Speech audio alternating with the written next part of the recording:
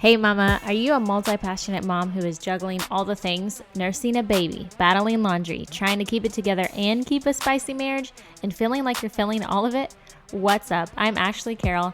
I'm here to hold your hand through this process because I believe when you're ready to take control of your life, beat the limiting excuses, step into your own power, you can not only survive, but you can thrive. But you're gonna have to show up for yourself. It's time for me to tough love your way through prioritization, taking self-care seriously, getting rid of excuses, reconnecting with your family, kids, and spouse, and quite honestly, learning to love the chaos because the glory is in the journey. It's in the mess. In this podcast, you will find balance for busy mamas, navigating mom guilt, time management strategies, and everything in between with no fluff and lots of fun.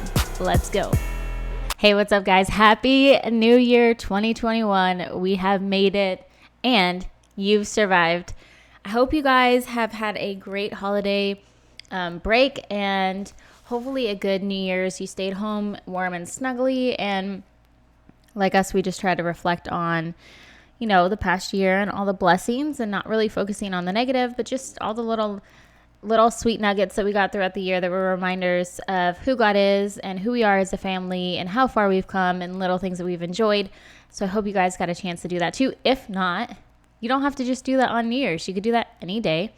And it's okay if it fails. It's okay if it blows up in your face when you have this idea of sitting down with your family and reminiscing on all the good things, because it did that for us last night.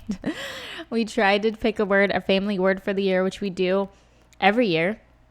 And it was super fun last year, and we all agreed immediately on this one word, and it was great. And then this year, it was like pulling teeth, and there were tears and frustration. And I think it was because we came to the table with intentions of our own.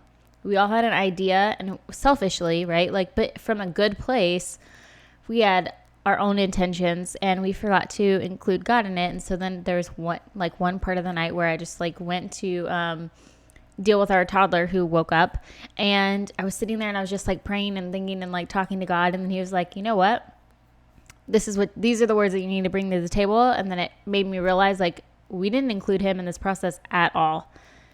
We were relying on ourselves, which is the exact opposite of what he wants us to do in life. But it's funny because when I brought those two words to the table, lo and behold, everybody agreed. So anyways, I'm just giving you some of that backstory because I want to talk to you about the word of the year for yourself and how it could benefit your year to come in the year, and throughout this new year for you to kind of have imagine if your life is like a bowling alley, right? You have a lane, and your word of the year is the bumpers. It's to help guide you when you get off track and nudge you back into the middle and keep going forward on the path that you want to go on. But also, I wanted to share that story with you guys to be a little candid about the fact that not everything is picture perfect. Not everything turns out the way we want it to, and that's okay. This is real life. And sometimes you have a lot of emotions. Sometimes it's a major fail, and that's cool. It's okay. Okay, so let's jump into it. Why would you want to choose a word for the year? Well, like I said, it's just like picturing a bowling lane and you have bumpers. It helps guide your intentions and push you towards a specific personal goal or growth that you want for this year. The first step that we need to do that I feel like is the most helpful in this process is reminiscing, reflecting on the past year, on things that you don't want, things that you want more of or less of. Asking yourself what's missing, what was missing at the end of the year, or what was missing at the end of the month, or what do you just feel like is missing in general, or what do you feel like is you have an abundance of and you're so grateful for it and you want it to continue and you want it to continue to grow. I think a word is so much more practical and it has a less likelihood of setting yourself up for failure than a New Year's resolution, which I've quit doing because a resolution becomes this long list of to-dos that you just constantly feel like you're failing if you don't meet them, right? Right away, right? Week 2, you're like, I'm going to go keto hardcore, whatever. And then week 2, you've messed up a few times. You're like, I give up, right? A word of the year doesn't do that. It allows for more grace and more freedom and more mistakes to where it is like that bumper to where it's okay if you veer off and try to go into the other lane. It's like a gentle reminder, oops, here you go, back in here. It's like your little mom word, right? It's kind of guiding you from going off the sidewalk and into the street into, let's get back on, let's scoot back in. So I feel like it's a more gentler, more positive, healthy approach to reaching your goals. And throughout the year, you can ask yourself if the decisions you're making bring you closer or help you achieve that goal through that word, right? So like if your goal for the year, if your word for the year is time, right? So then you could say every time you go to do something or make a decision, you can ask yourself, does this bring me more time? Yes or no? If it's yes, then continue on in that direction. If it's no, then maybe you need to ask yourself a few more questions. Do I really want to do this? Do I really want to add this to my plate? Do I really want to continue on this route, right? And then you continue to do that with everything, using that word as a guiding, as a framework of like, maybe this isn't going to bring me to the end of the goal that I want to reach, or maybe it is, right? Okay, then your next step of action would be to create a list of words. You can use, one of those list guides on Pinterest. You can find, if you search word of the year, there's like tons of printable lists and stuff. But what I don't want you to do is get caught up in seeing everybody else's words for the year or seeing these really trendy, like really feel good words, because I've made the mistake before of choosing one of those words and then 2 weeks in, I just hated using it. Like I hated saying it. I hated thinking about it. It didn't spark joy with me. It didn't challenge me, and I didn't want to use it. So you need to choose a word that isn't something that you feel like it's supposed to be, like because everybody else says it should be. Like one of those words like growth or gratitude or like I don't know, like it's okay if that truly is your word, but don't just pick it because you feel like it should be. You know what I mean? It does you no purpose if it has no internal weight to it or like motivation. If you don't feel an internal connection to this word, it's not going to be something that is useful throughout the year. Like it won't have any weight to it. It won't be something that you can think about, and it'll be meaningless, basically. So I create a list. I just kind of brain dump and get some inspiration from other lists of words that just jump out at me. And then I just go through them and be like, it quick, crossing out of a few words like, nope, definitely not that. Nope, nope, nope, nope, nope. And then I'm left with like a handful of words. And then I dig deeper into those and I use my reflection part to think, okay, will this word bring me closer to these things that I want more of or less of, or that I want to accomplish or try or do, right? And so then you should have it very narrowed down. And you just want to pay attention to which words spark feeling and which words won't honestly annoy you throughout the year. And it's also okay, I want to give you grace to choose a word that you think, okay, you know what, like I'm stuck between these two words. It's probably one of these, like they both feel like deeply rooted in me. And then you try out one word for a week and then you're like, you know what, I keep going back to this other word. I don't know what it is, but I keep going back to this other word. Go back to that word. Choose the different word. It's okay. It's not okay to be stuck with a word that you are just forcing yourself to be stuck with because it's the initial word you chose.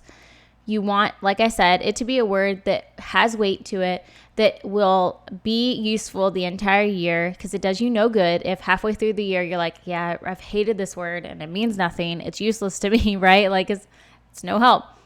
Also, let's not forget my example from the beginning of not including prayer and God and bringing God into helping you with this, because I feel like without Him, right, we are working out of selflessness, or I'm sorry, not selflessness, but selfishness.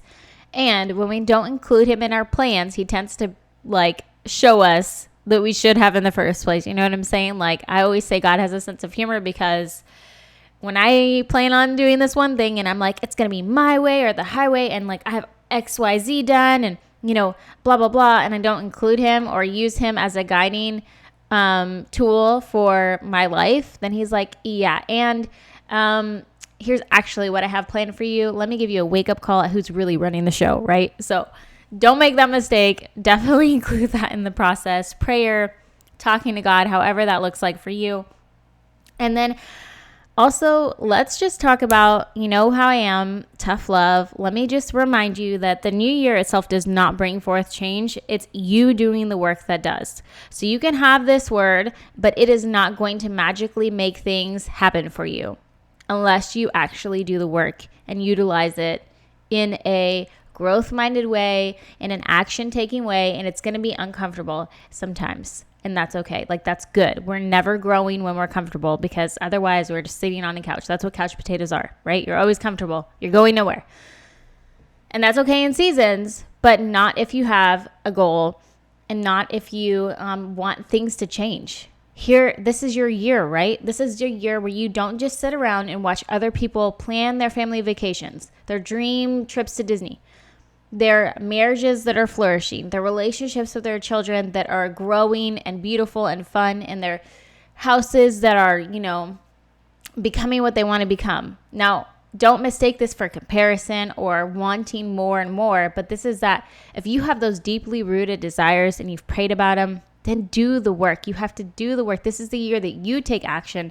You take steps to make that happen, whether it's uncomfortable, whether it's hard, whether it's messy, whether it takes work, maybe it takes therapy, whether it takes, sacrifice. This is your year to make those changes.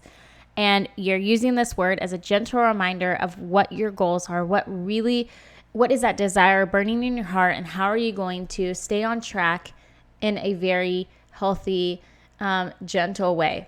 We are resilient, capable women, and we can't just sit around and watch other people do while we sit back and wish that it was us. We have the capability and the ability to do ourselves and create and make and change and grow and connect and all these things that we truly desire. And so I want that for you guys. So this is why I would suggest truly considering choosing a word for the year instead of a New Year's resolution, which kind of has that pass or fail mentality that we tend to just drop off 2 weeks into, because again, if we feel like we're failing, we feel like, why are we even trying? And we're just very hard on ourselves when we use that as like a guiding tool, right, for a year, versus a word of the year allows for that flexibility, allows for things to go wrong, for things to be forgotten, and for you to get back on track and in a gentle, kinder way while you're still achieving those goals. So here is to 2021, and hoping and wishing for you that all your dreams come true, that you do the hard work, and that, hey, you even allow it to turn into something you didn't expect. Because last year our word was adventure, and when we initially picked that, we thought it was going to be trips and camping and things like physical adventure that was, all roses and sunshine. And 2020 brought a lot of things, but it wasn't traveling and it wasn't camping.